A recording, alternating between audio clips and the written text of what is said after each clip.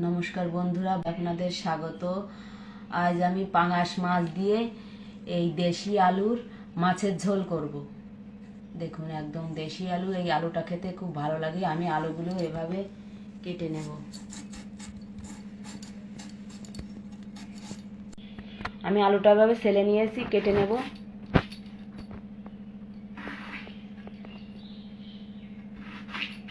আমি আলুগুলো এভাবে কেটে নেব।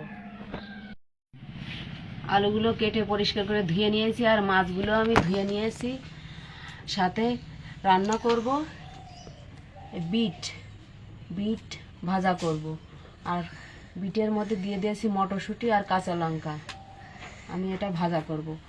আর পাঙাশ মাছ রান্না করার জন্য আমি নিয়েছি পেঁয়াজ রসুন বাটা, ধনিয়া জিরে বাটা, আর শুকনো লঙ্কা, আদা আর রসুন বাটা, আর টমেটো আমি মিক্সিতে গ্রেট করে নিয়েছি, আর গরম মশলা বাটা। আমি মাছটা ভেজে নেব। মাছে দিয়ে দেব হলুদ,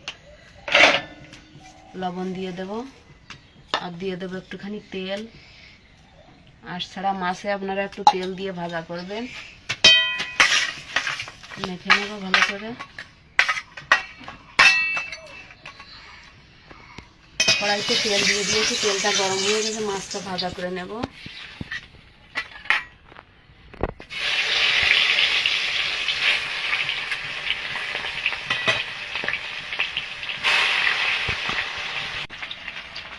মাছটা উল্টে পাল্টে ভেজে নিয়েছি, হয়ে গেছে, তুলে নেব।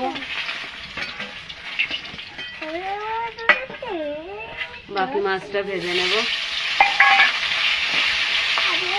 বাকি মাছটা আমি উল্টে পাল্টে ভেজে নেব। মাছটা ভাজা হয়ে গেছে, তুলে নেব। কড়াইতে তেল রয়েছে, আমি আর তেল দেবো না। ভেজে নেব দুধটা।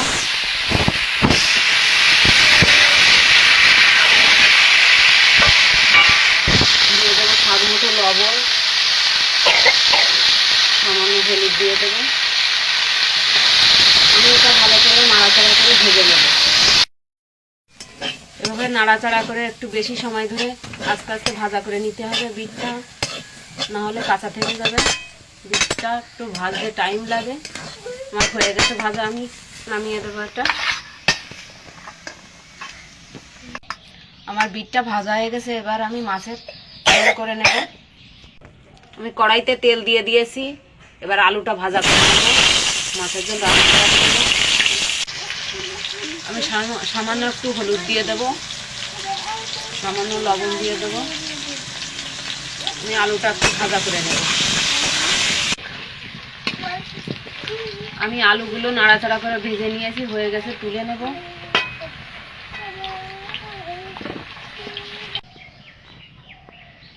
আমি দিয়ে দেবো পেঁয়াজ রসুন বাটা। আমি এটা একটু নাড়াচাড়া করে ভেজে নেব।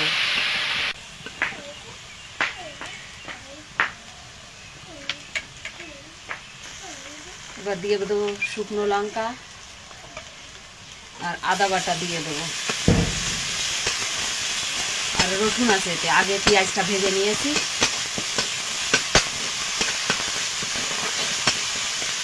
আমি এটা একটু ভেজে নেব।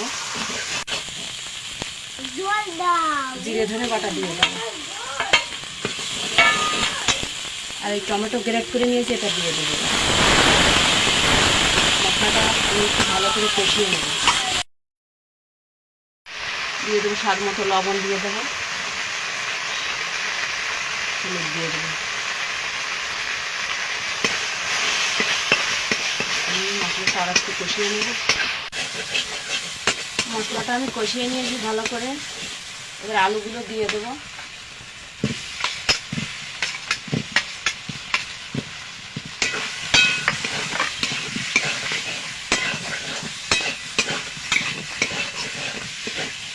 আলুগুলো দিয়ে আমি আর একটু কষিয়ে নেব। আমি আলুগুলো দিয়ে আর একটু কষিয়ে নিয়েছি। এবার গরম জল দিয়ে দেবো পরিমাণ মতো। আমি পরিমাণ মতো জল দিয়ে দিয়েছি। এবার ঢাকা দিয়ে রান্না করে নেব। তরকারিটা একটু নাড়িয়ে দেবো আমি।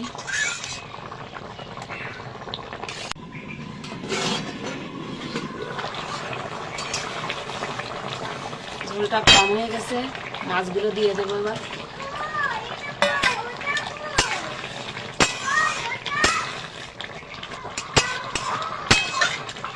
আমি আর একটু ঢাকা দিয়ে দেবো।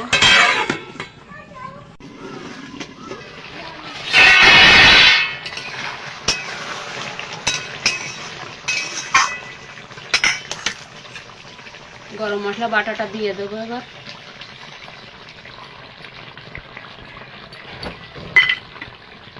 মিশিয়ে দেবো। আমি 1 মিনিট জাল করে নেব এটা। আমি গরম মশলা দিয়ে 1 মিনিট জাল করে নিয়েছি, হয়ে গেছে, নামিয়ে দেবো এটা। আমার দেশি আলু দিয়ে পাঙাশ মাছের ঝোল রেডি। আর সাথে করেছি বিট ভাজা মটরশুঁটি দিয়ে। আমার দুটো রেসিপি যদি ভালো লাগে লাইক কমেন্ট শেয়ার করবেন, আর আমার চ্যানেলটা অবশ্যই সাবস্ক্রাইব করবেন।